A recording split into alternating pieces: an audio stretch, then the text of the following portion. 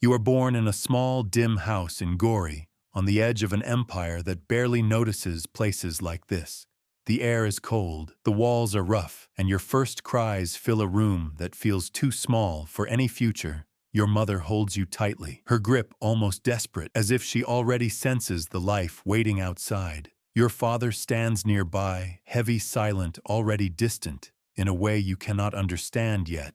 You grow up in a home where tension sits in the air like something permanent. Your father drinks, and when he does, the house changes instantly, louder, sharper, more dangerous. You learn quickly that survival is not about strength, but about timing, silence, and observation. You stop reacting the way other children do, and something inside you begins to harden. Outside, the rules are simpler, but no less brutal. You are smaller than most, but you refuse to step back, and that refusal becomes your first weapon. You fight when necessary, and sometimes when it is not. Because hesitation is noticed and punished, you begin to read people, their fear, their confidence, their limits, and that skill stays with you longer than anything else. Your mother pushes you toward education, toward something higher, something stable. You enter a seminary, a place of strict order and rigid control, where everything is defined for you. At first, it feels like a different kind of confinement,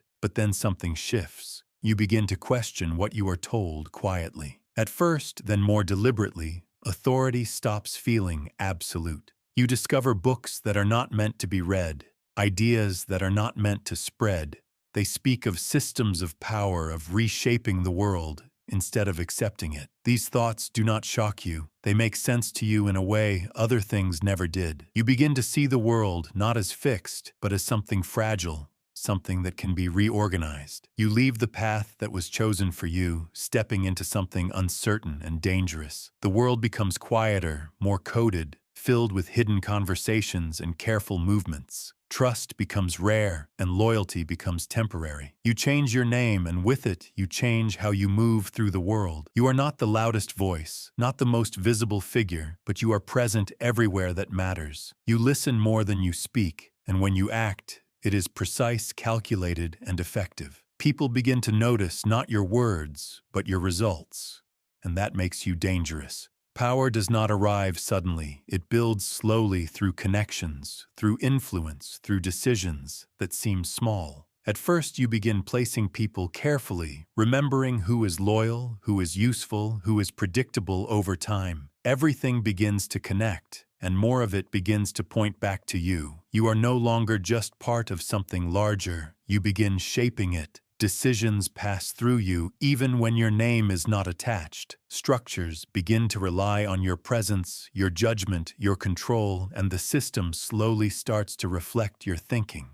You reach a point where power feels stable, where influence feels complete, where nothing important happens without passing through your reach for a moment. It feels like control has been fully achieved, like everything is finally predictable and secure. Something changes slowly at first, almost unnoticeable. The same system that gives you control begins to create distance. People speak more carefully, conversations become shorter, silences become longer, and meaning starts to hide beneath every word.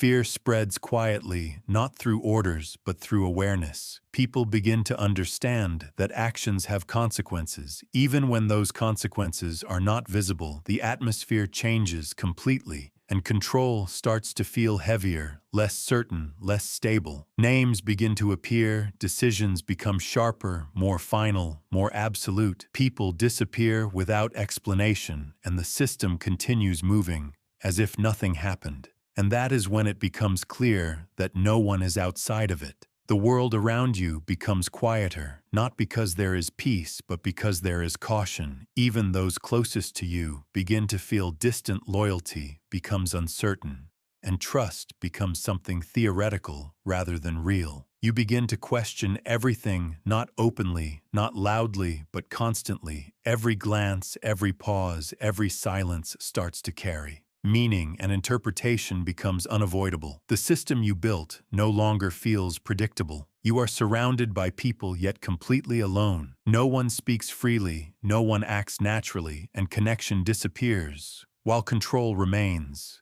And without connection, control begins to lose its meaning. A thought appears that does not leave. What if everything you built is temporary? What if the system only exists as long as you do? The idea stays quietly but persistently and cannot be removed. Time changes, your body slows, your energy fades, but your awareness remains sharp. You continue to observe, to calculate, to anticipate.